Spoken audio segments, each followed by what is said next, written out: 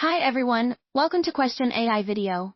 During a 9-hour snowstorm, it snows at a rate of 1 inch per hour for the first 2 hours, at a rate of 3 inches per hour for the next 6 hours, and at a rate of 1 inch per hour for the final hour.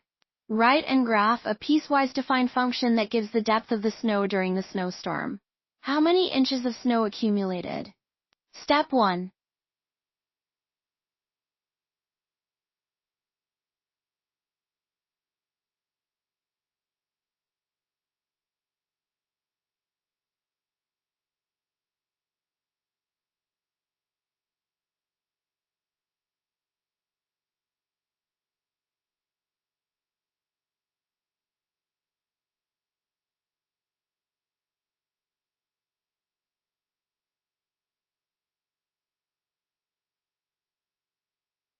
Want the full explanation? Check out the details below for the complete answer.